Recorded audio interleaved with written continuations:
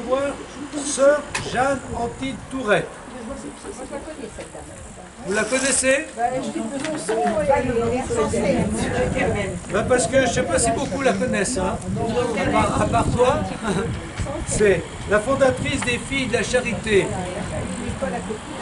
Oui, ça, on va voir ça.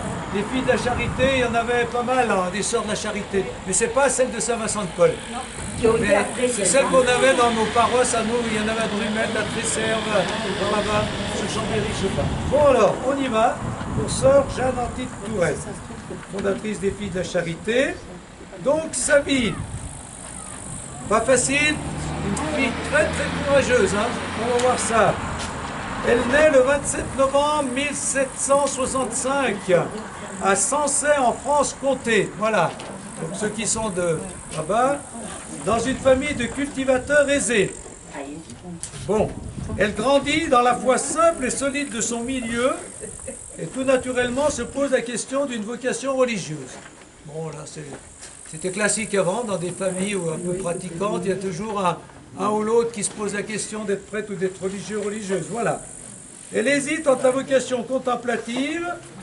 Bon, là, il n'y a pas de phénomène exceptionnel comme dans certaines vocations où il y a des signes ou des occasions un peu qui font basculer vers la vocation. Là, ça se fait un peu tout naturellement, simplement, paisiblement.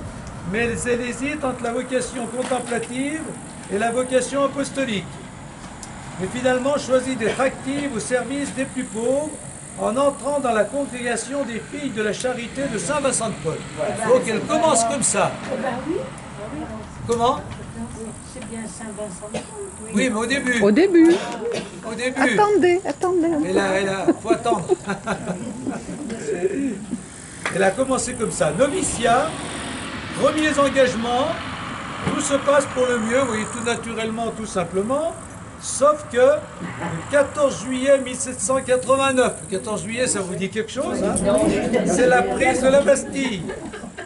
Puis la constitution civile du clergé en 1790, puis la suppression des congrégations religieuses, voilà le problème, en 1792.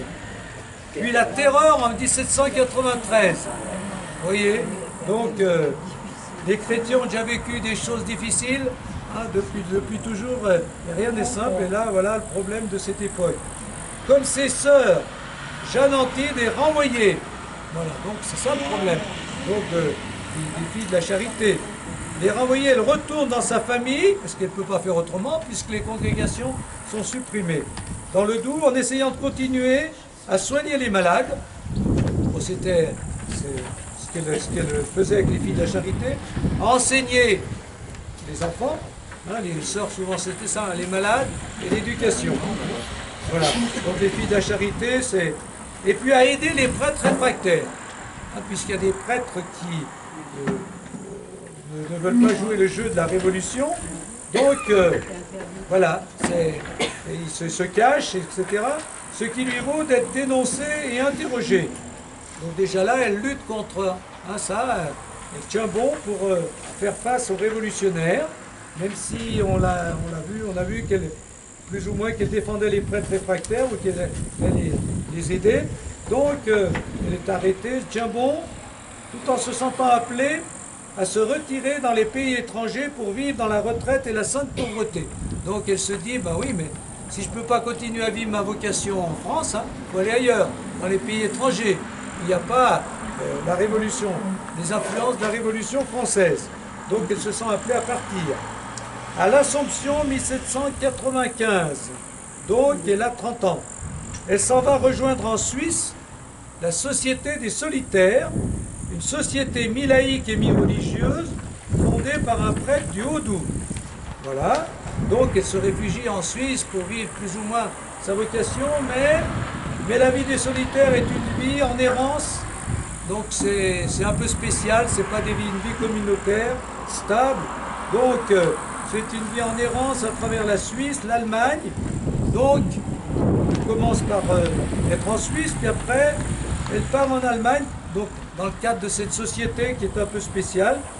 L'Allemagne où elle partira pendant un temps pour fuir les menaces des révolutionnaires. Donc, en Suisse, elle ne se sent pas assez encore en sécurité, donc elle part en Allemagne. dans le cadre de cette société des solitaires. Donc comme le mot l'indique, il n'y a pas de vie communautaire. Hein. Voilà, donc c'est bien. Elle revient, mais bon, ça ne lui plaît pas beaucoup, c'est pas tout à fait ce qui correspond à son appel. Donc elle revient seule d'Allemagne, c'est ça qu'elle, en prenant plein de risques. Parce que traverser toute seule tous ces pays, sans rien quoi. Donc, mais comme elle ne se sent pas à sa place là-bas, elle se dit qu'il faut aller ailleurs. Donc elle revient seule d'Allemagne en prenant plein de risques avec les bandits et puis toutes sortes de risques comme vous pouvez imaginer. Une femme seule à travers les forêts ou la montagne ou les pays. Et en s'épuisant, car elle aspire toujours, donc parce que là c'est fatigant, c'est épuisant donc, car elle aspire toujours à une vie de consécration à Dieu dans la sainte pauvreté et inconnue de tout le monde. Voilà ce qu'elle sent comme appel. Hein.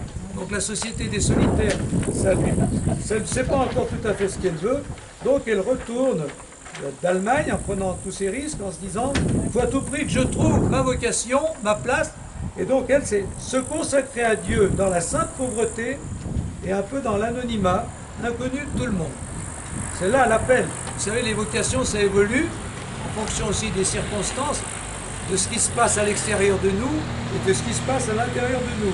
Donc au moment, elle en est là. Mais c'est alors que le vicaire général de Besançon, émigré lui aussi, lui ordonne de retourner en France pour contrecarrer l'influence des révolutionnaires. Donc elle est partie, elle n'a pas trouvé sa place avec les solitaires, mais bon, au moins elle n'a pas été en but aux révolutionnaires.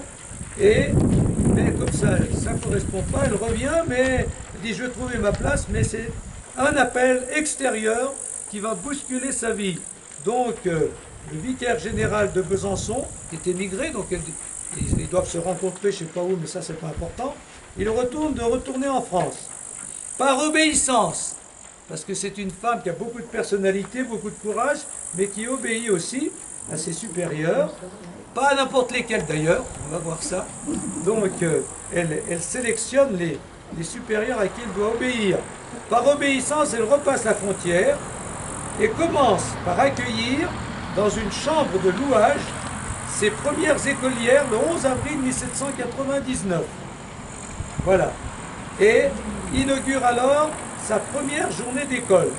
Donc elle se dit, elle avait essayé avec les sœurs de Saint-Vincent-de-Paul d'être au service des enfants, de l'éducation ou des malades.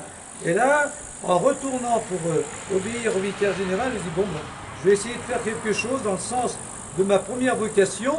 Et donc, elle commence par accueillir quelques élèves. Ça ne doit pas être une école très institutionnelle, mais bon, c'est comme ça, à cette époque, que ça pouvait se faire. Elle trouve pour l'aider d'autres jeunes filles qu'elle forme professionnellement et spirituellement. Et c'est comme ça que la voilà, presque malgré elle, fondatrice d'un nouvel institut qui va vite prendre de l'ampleur et devenir les Sœurs de la Charité. Alors peut-être qu'il y a une erreur dans les filles de la Charité, c'est les Sœurs de la Charité.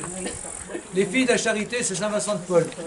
Donc au début, c'est fondatrice des Sœurs, je crois, c'est ça, hein, des Sœurs de la Charité. Mais enfin, entre les Sœurs et les filles, c'est pas... Enfin, les filles de la Charité, c'est plutôt Saint-Vincent-de-Paul. En octobre 1810, on recensait, vous voyez, il y a des époques où ça pousse tout seul, la religion, hein, malgré les circonstances difficiles. Peut-être que c'est à cause de ça que ça va tout seul. Quand il y a de l'opposition, on se mobilise plus que quand il n'y a pas d'opposition, ce qui est le cas chez nous. L'indifférence, ça ne crée pas les vocations. Hein, et ça ne crée pas les fondations. Bon. Donc, dans ce contexte difficile, où elle doit affronter les révolutionnaires, en tout cas, qui veulent plus de vie religieuse, ben, elle fonde autre chose. Elle fonde, et ça se multiplie, 77 établissements fondés depuis 1799 en 1810. Donc vous voyez, en une vingtaine d'années, même pas en 10 ans, voilà. Mais voilà quand, donc, vous voyez, c'est assez curieux, il y a toujours des appels dans l'appel. Hein. Elle se sent appelée à la vocation religieuse, mais vous voyez comme ça a déjà changé dans son parcours. Et voilà un autre changement. En 1810, Napoléon met la main sur l'Europe et sa mère, Madame Laetitia, sollicite les Sœurs de la Charité pour le royaume de Naples. Donc un nouvel appel. Alors elle se dit, mais est-ce que je vais y aller? Parce que c'est pas la même langue, c'est pas le même pays. Donc, Jeanne Antide accepte d'y aller. Elle réfléchit, elle dit que ça va la déranger, mais elle accepte d'y aller avec 6 religieuses françaises, même si la tâche est difficile, car elles ne connaissent ni la langue, ni la mentalité, et que tout est à construire. Voilà. Mais voilà une de ces phrases qu'il faut bien retenir pour nous. Mais quand Dieu appelle et qu'on l'entend, il donne tout ce qu'il faut. Voilà. Si Dieu appelle, c'est pour nous aider à répondre. Donc il faut lui faire confiance. Et c'est ce qu'elle se dit. Quand Dieu appelle, il donne tout ce qu'il faut. Et donc elle part. Elle y restera 11 ans, tout en gardant des contacts avec la France. Avec les quelques fondations, hein, mais elle reste 11 ans là-bas, et donc sans trop se mêler de ce qui se passe en France, même si de loin elle continue de conseiller, voilà, puisque ce sont ses fondations. Elle y restera 11 ans, tout en gardant les contacts. Quand elle souhaite revenir, après avoir fait reconnaître par le pape sa fondation, rien que ça, hein, donc le pape a reconnu sa fondation à Naples et en France, mais voilà, quand elle veut revenir, le nouvel archevêque de Besançon, Monseigneur de Pressigny, refuse violemment qu'elle revienne visiter ses communautés, parce que Jeanne Antide s'est mise sous l'autorité pontificale au lieu de dépendre de la sienne. Voilà l'évêque du coin qui dit, mais oh, hein, c'est moi qui commande chez moi, c'est pas le pape. Et bien voilà, elle s'est mise sous l'autorité du pape, donc il est interdit de revenir visiter ses communautés et suivre donc l'évolution de ses fondations. Le nouvel institut est donc désormais divisé. Les religieuses de Besançon restant sous l'autorité de leur évêque et les autres sous l'autorité du pape et de Jeanne Antide. Donc il y a une division interne dans ces fondations. Ces communautés dans le diocèse de Besançon, ben, elles évoluent sous l'autorité de l'évêque et les autres sous son autorité et celle du pape. Jusqu'à la fin de sa vie en 1826, Jeanne Antide a vécu avec cette douleur terrible d'une division subie en priant sans cesse pour que l'unité soit retrouvée. Et cette unité sera retrouvée, mais 20 ans après sa mort. Donc elle a vécu cette division douloureuse.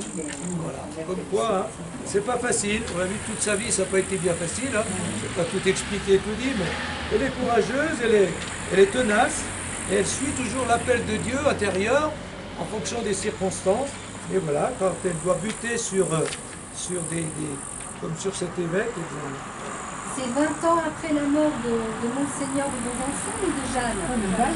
C'est 20 ans après sa propre mort. Donc elle n'a pas connu le retour vers l'unité. Mais malgré tout, quand l'Esprit Saint souffle, la congrégation se développe et elle compte 3000 religieuses présentes dans 26 pays. Voilà. Et je n'ai pas tout dit, tous ces problèmes. À un moment donné, c'était avec son curé, mais on le verra plus tard. Donc il y a souvent des oppositions, des jalousies, même entre les autorités religieuses. Hein. Voilà.